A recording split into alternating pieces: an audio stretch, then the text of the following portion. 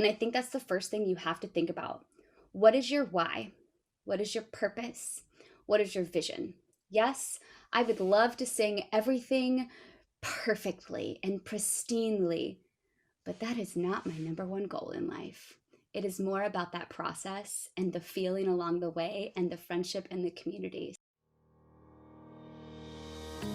Welcome to the Choir Baton, a podcast designed to engage with people in stories, ideas, and inspirations stemming from choir. No other art form, no sport, no hobby, no business requires a group of people to execute a communal goal with just their voices. Join me, your host, Beth Philemon, as I interview guests who are singers, teacher conductors, instrumentalists, and community members. Together, we'll ask questions, seek understanding, and share insight from our experiences in life and in choir. Hey guys, today we are welcoming my dear friend, Emmy Burch. Emmy, thanks for being a guest on the podcast. Good morning. Yeah. Oh, I've been looking forward to this. Yay! Oh, well, ever since forever. Yay! I'm so excited. You look beautiful. How was the beach trip? Are you still at the beach or are you back? No, I'm back. We got back yesterday afternoon. It was good. You're so close to being done. Beat the dubs. Less than 6 months, I figured it out. And today I did a countdown. I have 23 days left of the semester. Oh my gosh. Okay, I'm totally counting down. I've loaded all of my classes in Blackboard. All I have left to do are the little welcome videos each week and my PowerPoints for class. Like my entire classes are loaded. I'm like, oh, you're doing that project in 2 weeks and 1 day. Oh, that assignment's coming to you at 3 weeks. I'm just done. It's in some ways though, it's like nice to feel so on top, like planned ahead and things, right?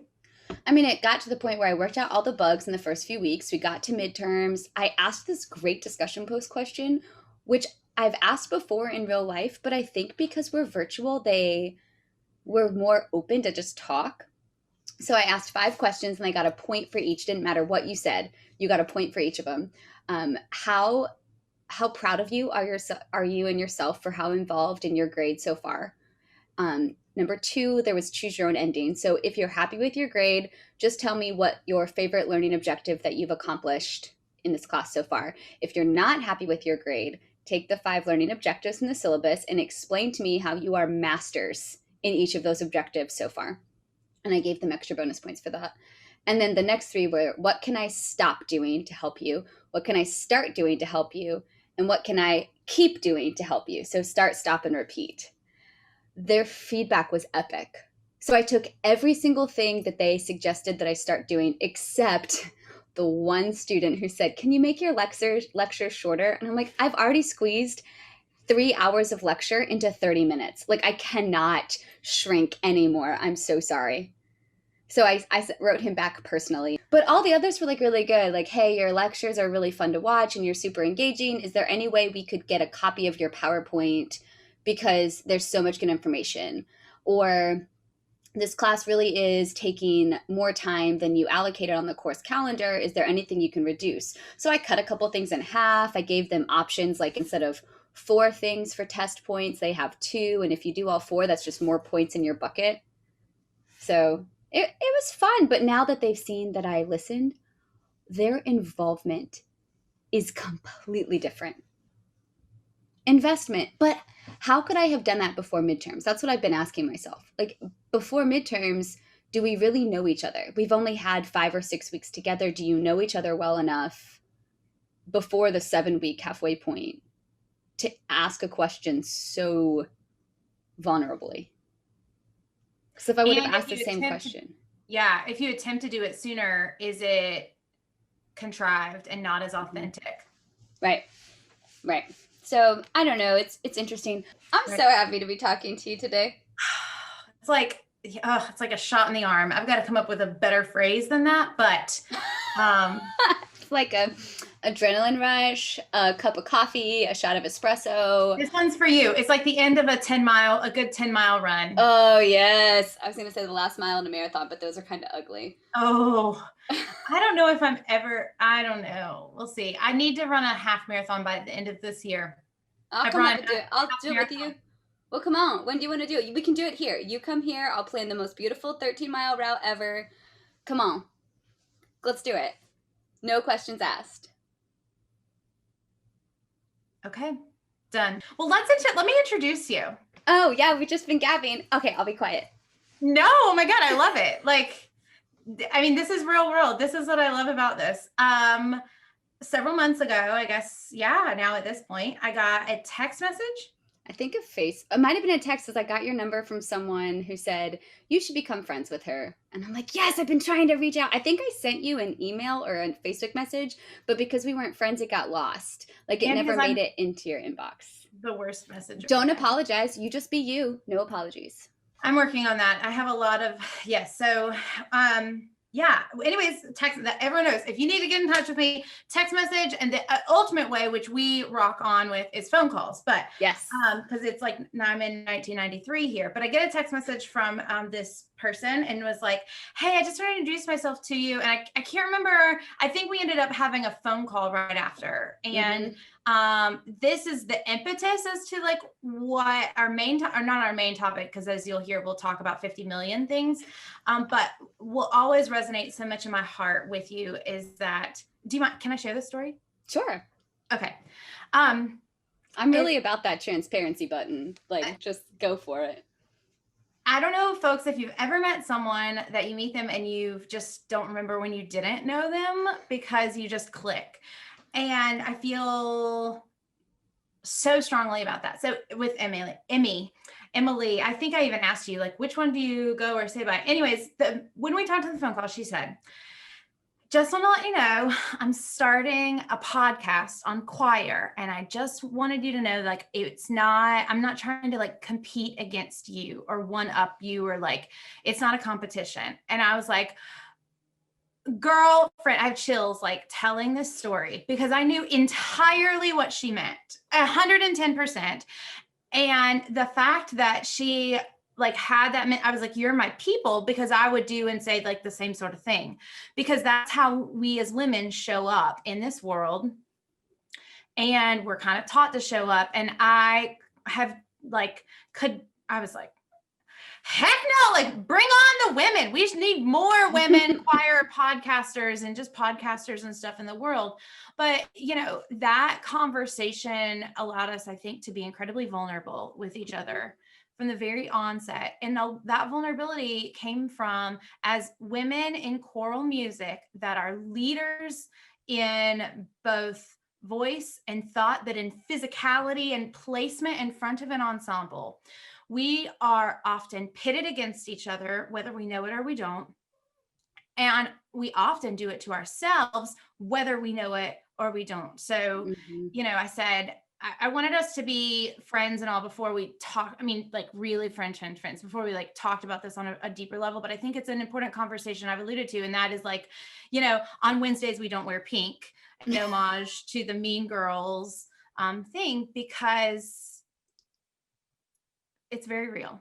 It is. I think there's a big an apology culture embedded in being female. Like, I'm so sorry to bother you, or I just want you to know, like, if you take a second, if you are a female or identify as female and you're listening to this and you've written an email recently, pause and go back and look, how many times did you write the word just?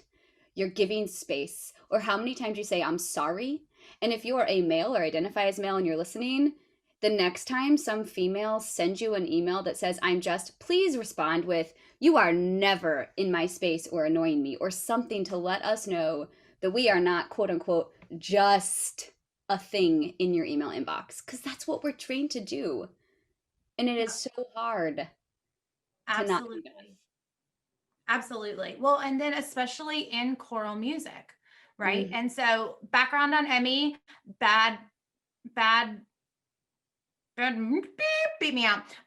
Choral conductor, musician, guest clinician, undergrad from Louisiana State, master's from Florida State, doctorate from University of South Carolina with a minor in music history and music theory. Yeah, woo!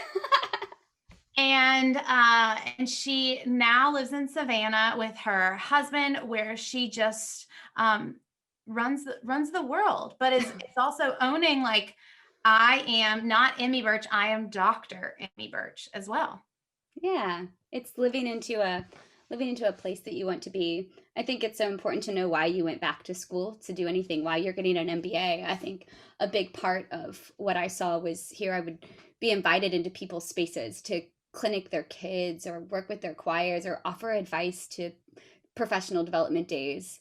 But I knew that there were still so many Swiss cheese holes in my education. And heads up, after the doctorate, there are like even more Swiss cheese holes. Like, but I know more about how to find the gaps, and I'm not afraid to say I don't know that. I know where to look for most answers or who to ask. And I think that was what I wanted. I love teaching college kids, but I really love sharing energy with teachers in the trenches because that's what Say we that again, so that you really love sharing energy with teachers in the trenches because y'all are the ones that are doing the hard work. And I firmly believe that's why I still have community choirs, that as a teacher of teachers, that I have to stay grounded in the trench in some way. And just with how life works, it would be impossible to have a full-time high school, middle school, elementary school teaching job and teach college and have community choirs. So I have community choirs, so I'm still working with kids K through 12. But I think that's such an important thing to keep yourself grounded in what are the young people like today, because it's different than when we started teaching. And I know it's different than when a lot of other people started teaching, and it's just going to keep changing, and that's not bad. That's just life. Yeah. Yep. But not everyone in this industry embraces change. No, change is hard. But I can do hard things, and so can you. Have you always been like this? Have you always been this infectious and been this passionate about sharing energy? Or I don't even think I know it's not like a conscious decision. You don't, I'm sure there are some days where it's like you do have to hustle a little bit more to get out of bed, but like, this is just you, this isn't a front. But No, I wish. I wish I could like have an on-off switch so I could like bring it down. Like I know I'm a lot to handle, and I'm not. Oh no, that's another thing though. We are told we are a lot. Yeah, or we're bossy. That's like my husband's biggest insult. He looks at me and he's, "Are you being bossy?" And he knows it's a joke. Like I know he's joking. But I think that that's such a thing. No, it's genetic. I mean, my family's full of energy. I have all four grandparents still. They're all in their mid to upper 80s, and like my dad and my dad's dad are like legit bouncy balls off of the walls. So I come about this naturally, and my whole family's musical.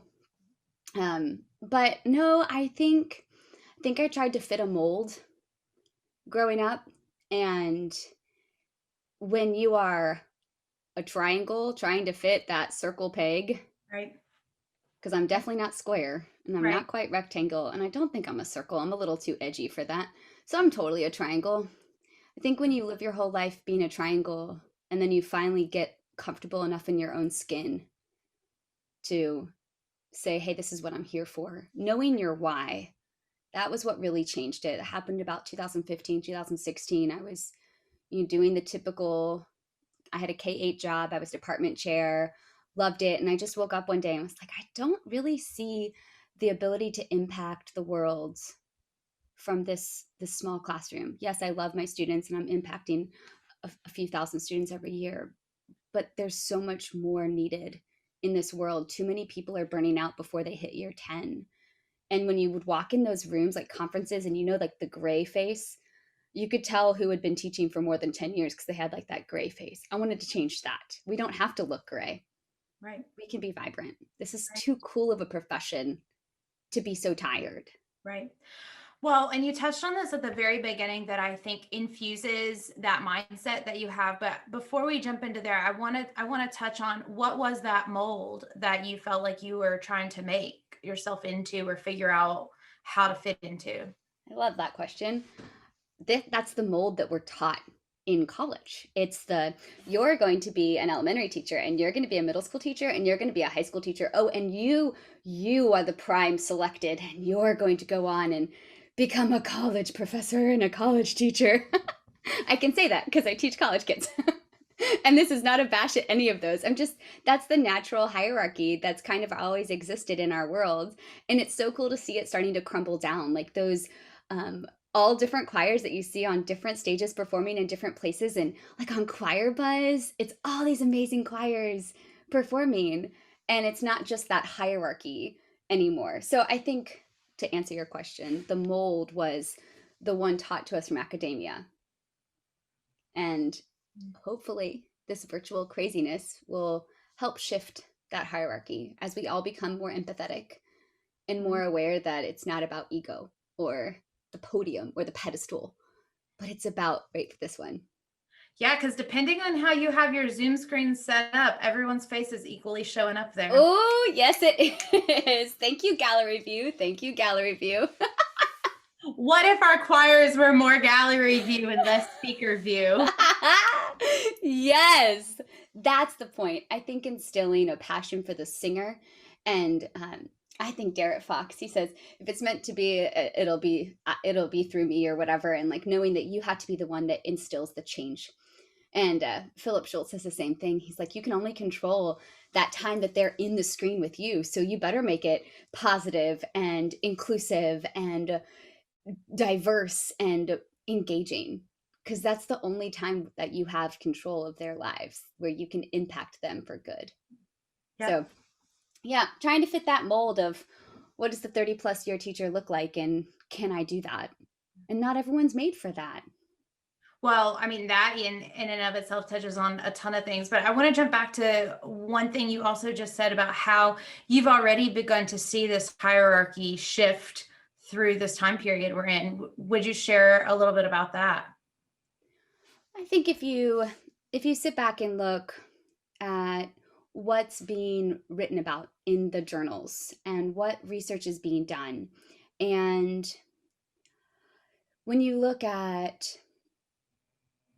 how they're publicizing programs and concerts and virtual experiences, and it's so much more about, this is what my singers experience, at least on my Facebook feed, at least on my Instagram feed. It could just be who I'm following.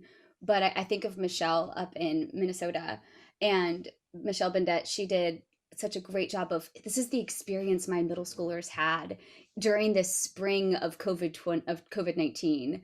And it was their experience, not just, here's this beautiful song. Now, of course, there was a beautiful song in the middle of it. Same with the Blair's Children's Choir out of Nashville with Mary Biddlecombe.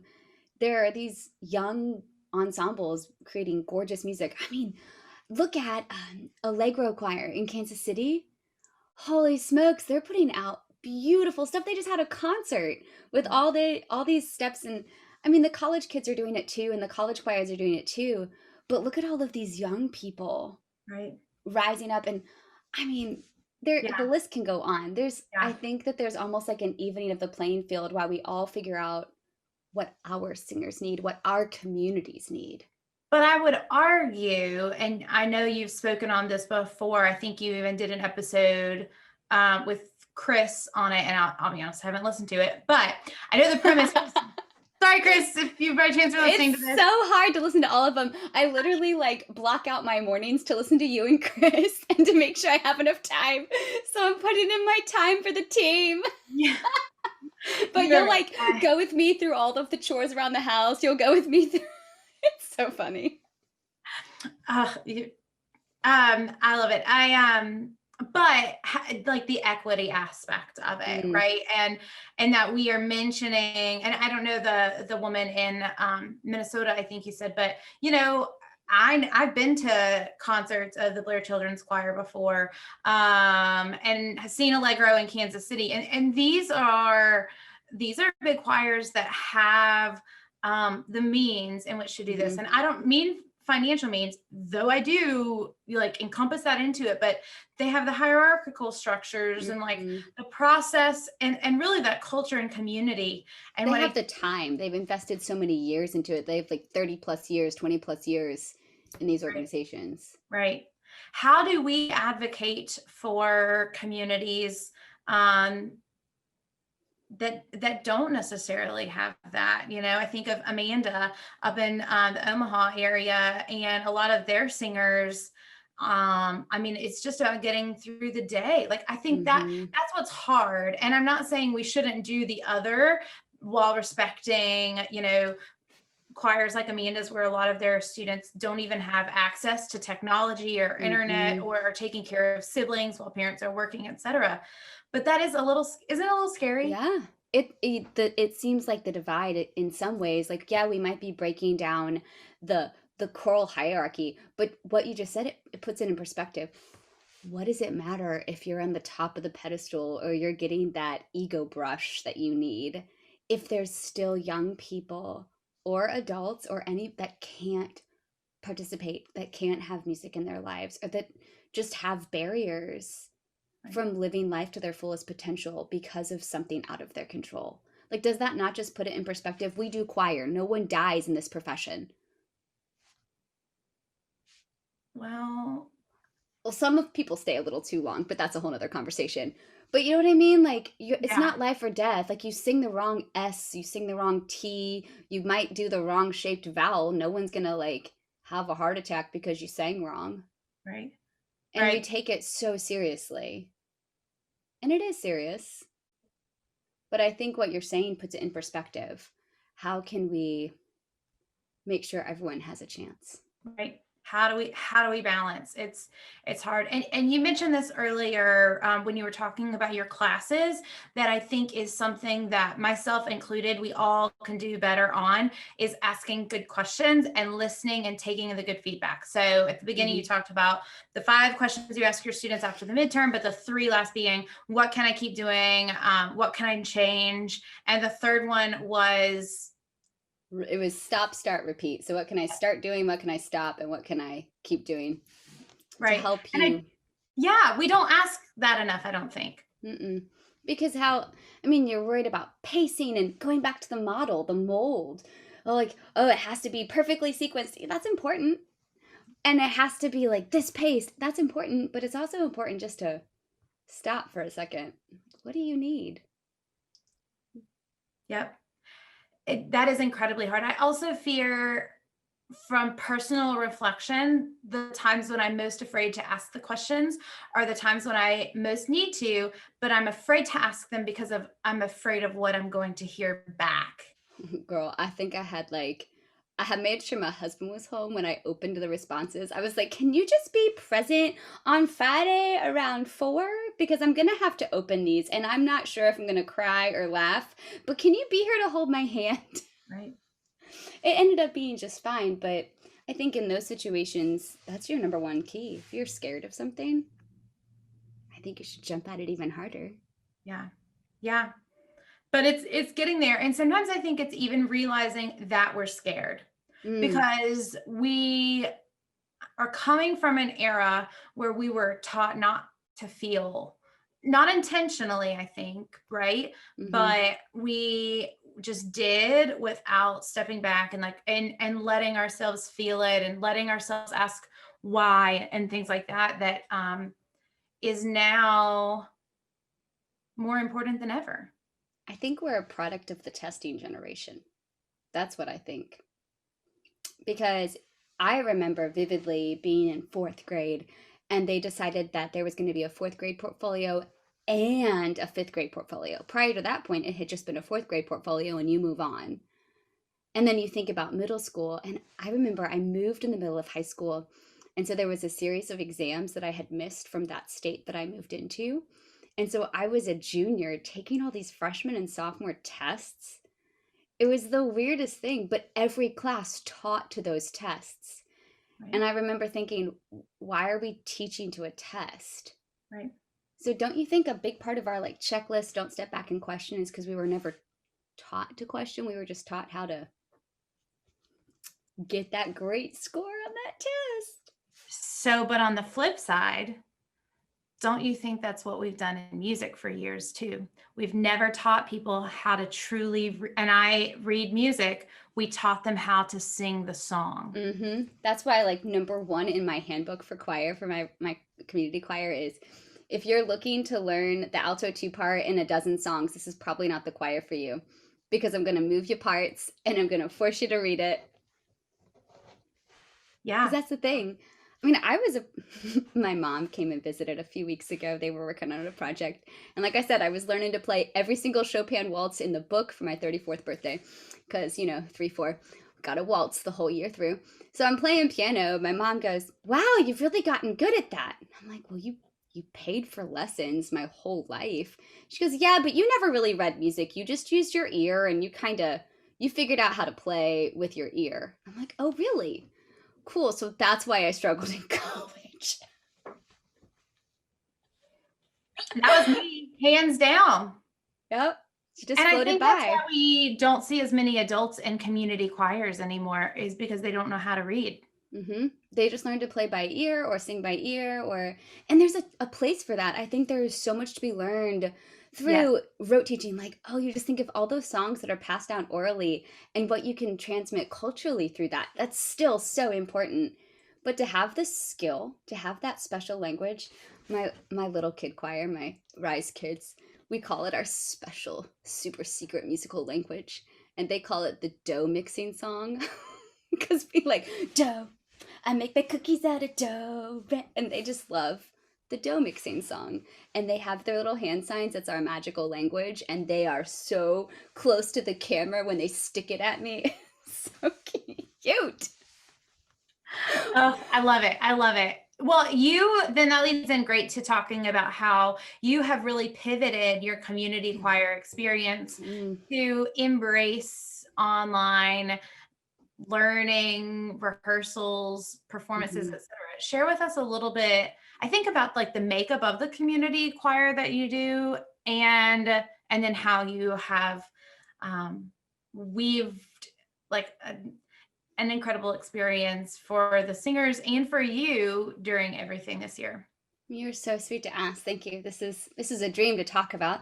So I always wanted my own choir. I knew after I heard Henry Leck in 2007, maybe, at the ACDA conference in Miami, I was like, I want one of those. I want a children's choir just like that. We're going to dance and do songs and it's going to be fabulous. And my professor at the time was like, "Okay, yeah, you can do that. I'm sure you'll figure that out." I mean, he was supportive and kind, but he was like, "Weirdo, you don't want to teach high school."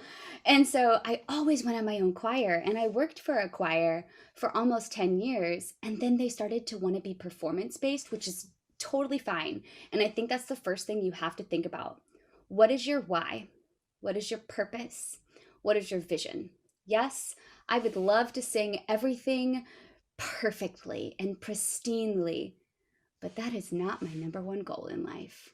It is more about that process and the feeling along the way and the friendship and the community. So I started a choir in 2016, mostly for young women, because at that point I had left the school system to work for corporate America, working for a music curriculum.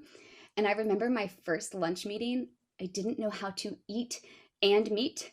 So I had this beautiful salad and I did the whole meeting, and she was done eating. And I was like, looked like the moron who didn't eat any food. So I'm like, we're going to start a women's choir and we're going to learn how to have lunch meetings and how to put lipstick on in the car and what it looks like to be ready for a meeting and how to talk to people. Oh yeah, and we're going to sing because that makes us better.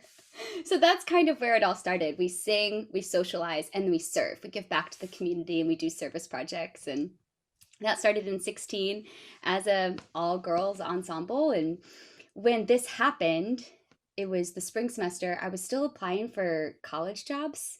I have a really great job, and I had a really great job at the time working as a coordinator of music ed at a small regional campus.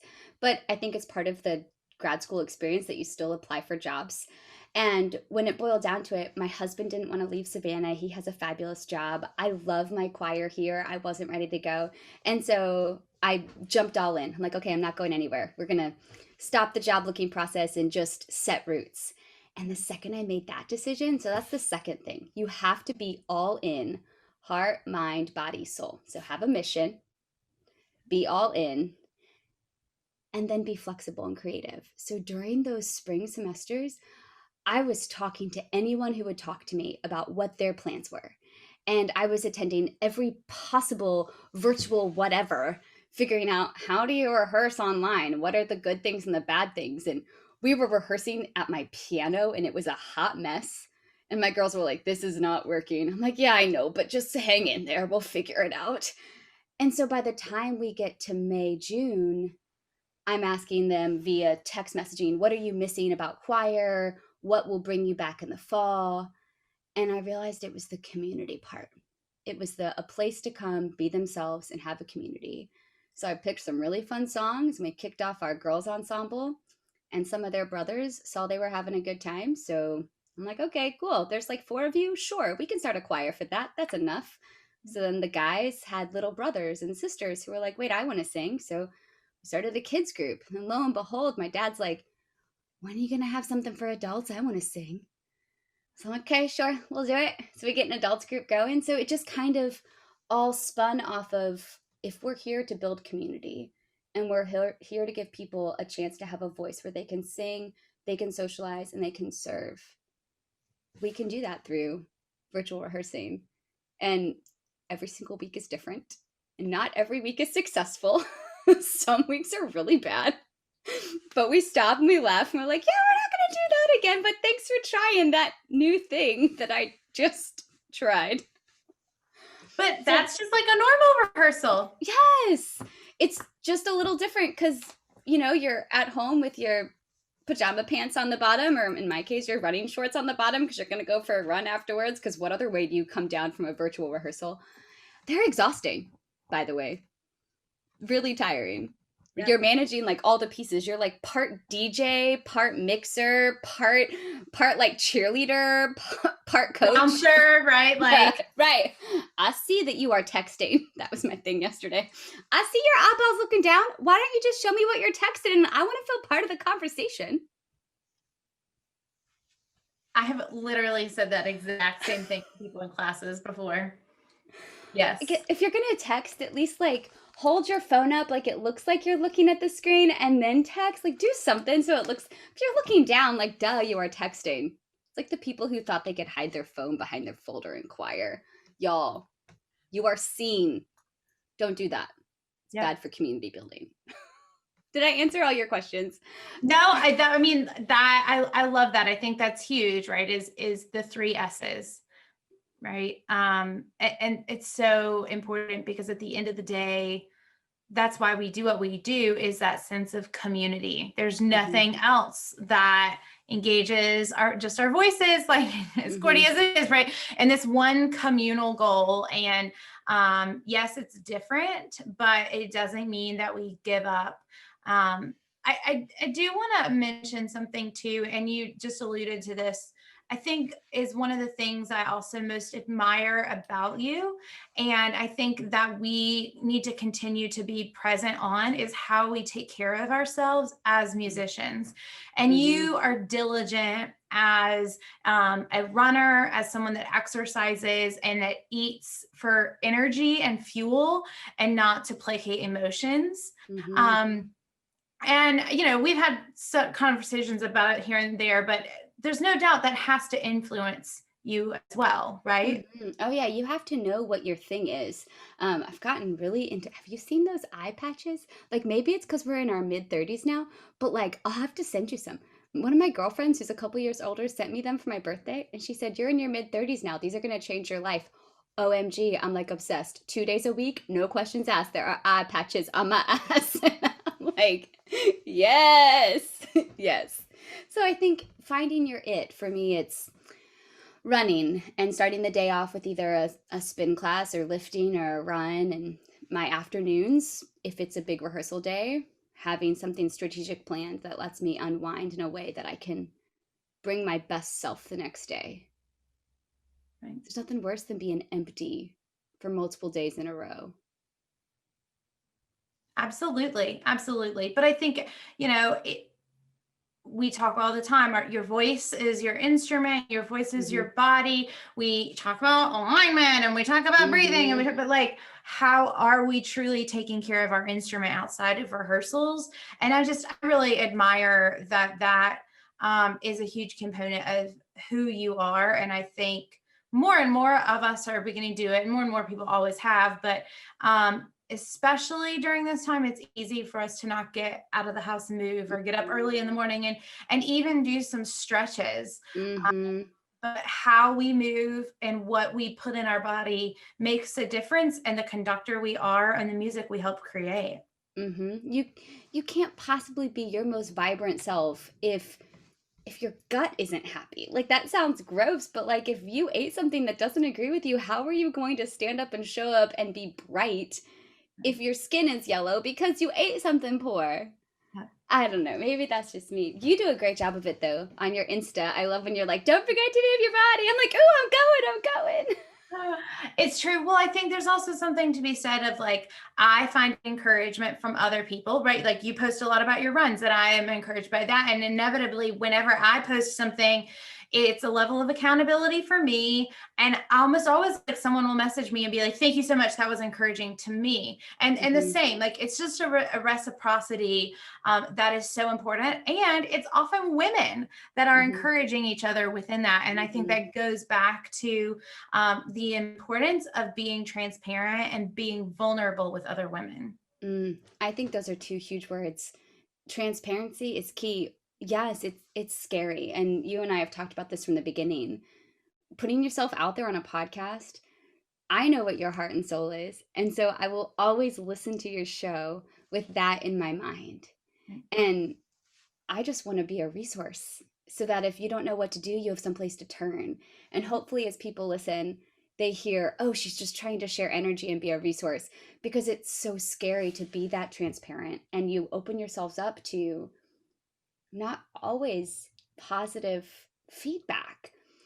But I think that also goes back to what we've been talking about, is the awareness of who you are and the strength to show up in your skin, and knowing how to be that best self, because it ultimately impacts your singers. Absolutely. Absolutely. Which then leads perfectly into talking about your podcast and the level of growth that I'm sure you've experienced, because I know you have, because we've talked about it, the energy that you feel from it. But then there have been times where we both have shared where we're like, what the heck are we doing? Like, yes. Well, I have to say, I would not be able to podcast if it wasn't for you and Chris. Like, you two poured into me at the beginning. So my podcast came about because I was given the project of exploring what podcast existed for the choir world for a committee that I served on. And once that happened, I found out that there were you and Chris, and there were a few others, which has grown since the COVID time, since more people have time to just jump out there and try. And so I think seeing where the gaps were, like, you fill such a perfect space and Chris fills such a perfect space. And I just wanted to take what my music ed kids weren't getting in one methods class and kind of fill that void. That's kind of like the in between the two of y'all that I feel I fit. But you poured in, you were like, hey, make sure in the beginning you do this, this, this, and this. And Chris poured in and said, maybe you should try this, this, this, and this. Make sure you're doing that. And you both were just letting me ask questions, bounce ideas off. And in the end, once you both were like, okay, like, I told you both I was doing it, asked if that was okay. I remember putting that first episode out there, and I think I called you and was like, it was awful. My sound quality was bad. I was a nervous wreck in the interview. I don't remember any of it. It was so bad. But I disagree. But it is that it's also just that fear of, like, it's into the ether. We can be vulnerable with our choirs at this point. Like, for some people, it's terrifying to be vulnerable in front of like 3 people, 30 people, or 300 people within that. But when you're able to watch their faces and see how they're responding, there's that way to come back to. But you don't have that in a podcast. There's zero feedback in a podcast loop, except what listeners take time to say in reviews or in emails or in messages on social media. And that's rewarding, but you almost have to reevaluate your why. Like, why are you doing it? And is it feeding that purpose? But thank you for asking. It is a joy to do it. I started it because there was a gap that I wanted to fill for my students and for myself. I wanted an excuse to say, hey, let's hang out. I want some interaction. And I wanted an excuse to say, look, I made a product. Because at the time, we were in the middle of quarantine and I had nothing to show for my days. Mm, Now it is like my favorite part of the week. yeah. Yeah, I believe it. It's just a great way to connect with people. And I encourage anyone that's like listening to this too and thinking about creating, whether it's a podcast or YouTube or their own choir or this and the other. I do think there's something to be said where, especially in a choir sense, right? Like maybe you don't want to roll up into a city and be like, I am going to do a children's choir and like do exactly what another choir is doing in Mm-hmm. regards to like ages and even like location within a city and stuff like that. But I will say anytime it has a different leader, it's always going to take on a different context too. So like Mm-hmm. maybe you always want to have that differentiator as a creator. And oftentimes, you alone are that differentiator, but like don't be afraid to start. Mm-hmm. I think that's the biggest with all things. Don't be afraid to pause and reread your email for the word just or I'm sorry. Don't be afraid to start that first record button on your YouTube channel. Don't be afraid to try something new in your next rehearsal. You don't have to do the same thing every week. Right. They Absolutely. they aren't going to go anywhere just because it didn't work that one time. Yeah. It's okay to People be, are passionate about the process. They want to be in the process with you. yes, they want to be in the process. I want to be in the room where it happened.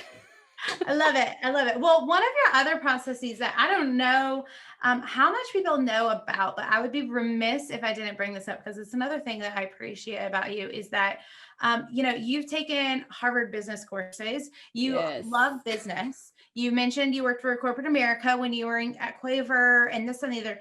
I'm curious, do you think of choirs as running a business? Oh, definitely. I have a dream of one day being able to create a music ed program that has not just the music ed method components, but also those business components. And it's so hard because when you look at the national accreditation of schools of music and you look at what's required for those music ed degrees, they're already getting a dual degree in music and education. And to add that business aspect, that entrepreneurial side, is so much more work. But hello, you have a booster club, or you have to make a budget.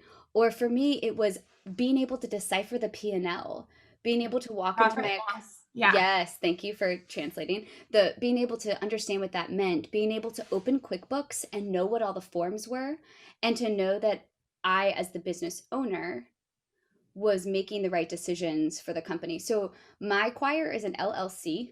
It's a 5-year-old LLC. It means I don't have a board of directors. I choose to have an advisory panel that I bounce ideas off of, but ultimately I am the decision maker in this organization, with the idea being it's cheaper to start an LLC. The not-for-profit license was a lot more expensive at the time, but that's in our 5-year plan. Like there will be a not for profit branch, but to understand how that works and what that looks like in a business model, I had to first have learned that that's an option. Like I didn't even know that that was an option until I took those classes. Yeah. So I think part of being a great choir director is knowing that, yeah, the music is what brings you together, but there's social and emotional learning, there's the business management side of it, there's the holy smokes marketing and publicity. You have to be the face of the choir, you have to know how to be the manager. Business analytics and accounting for managers, those two classes were so hard. Yep.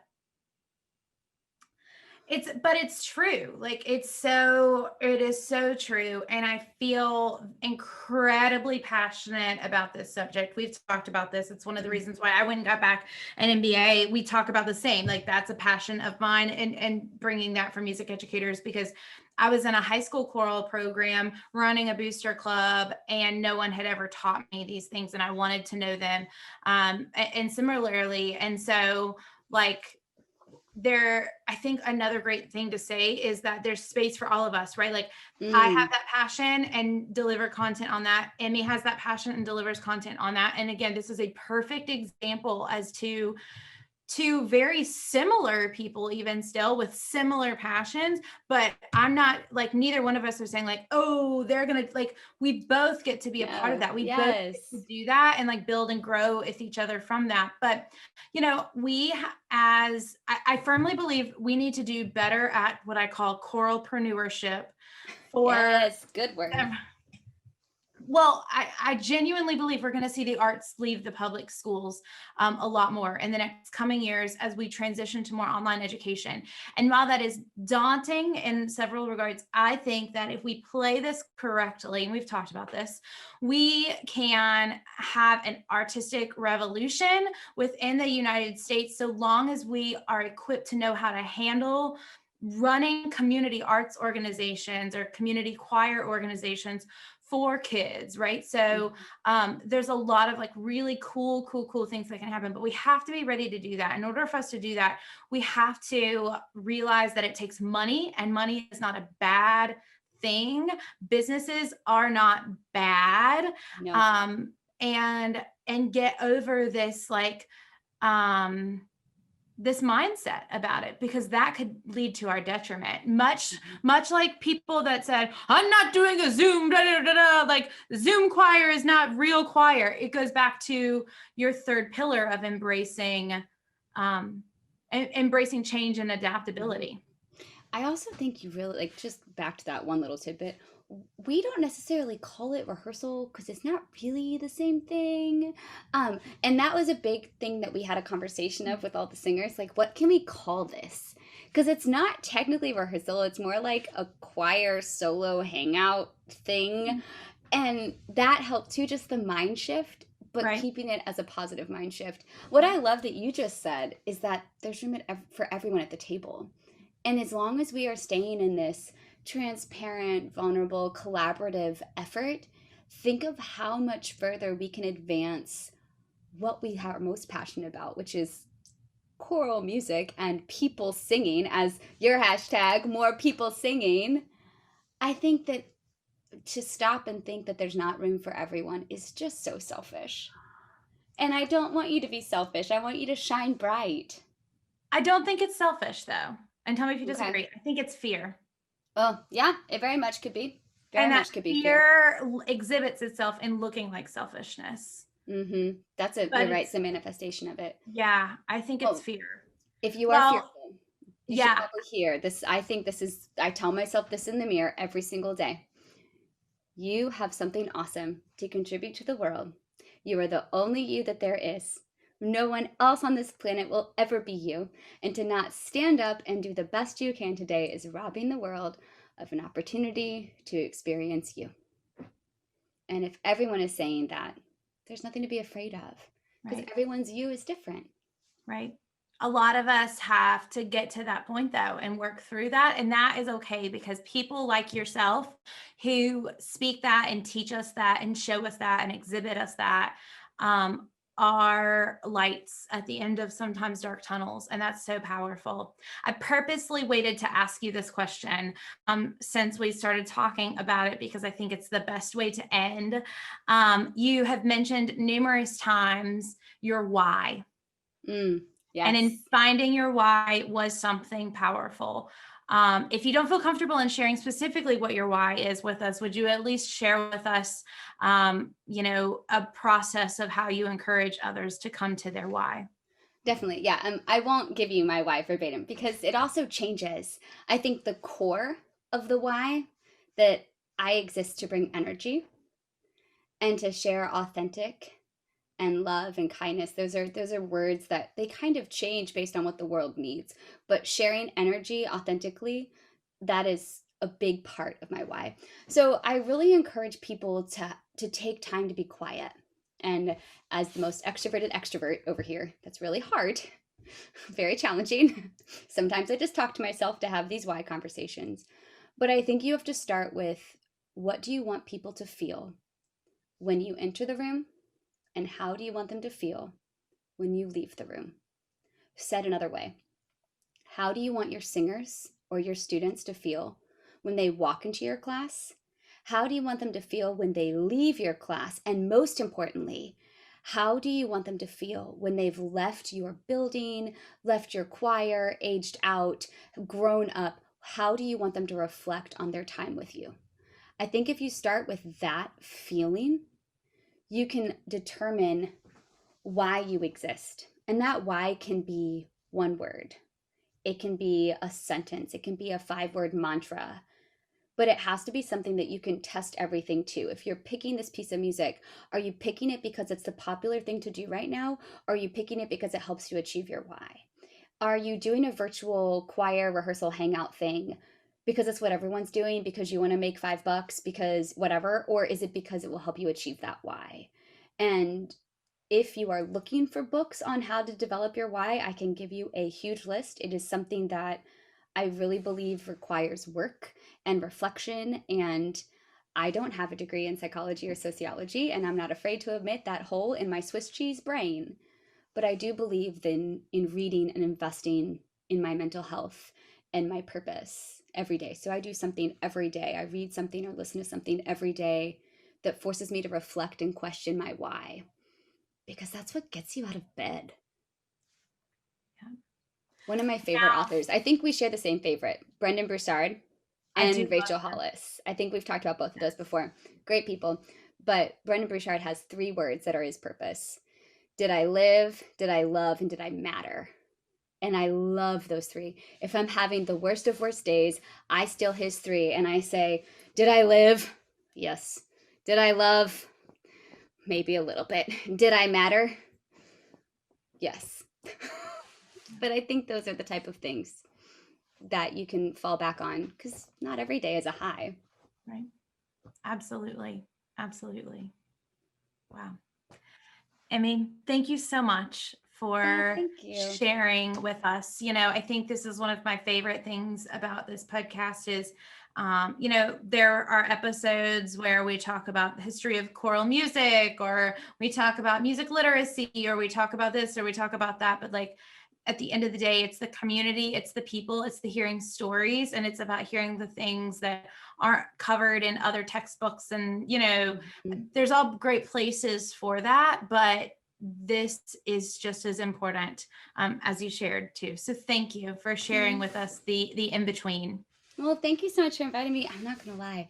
I was really scared. I didn't know what I was going to talk about. I don't know what I have to bring to the conversation. Oh my gosh.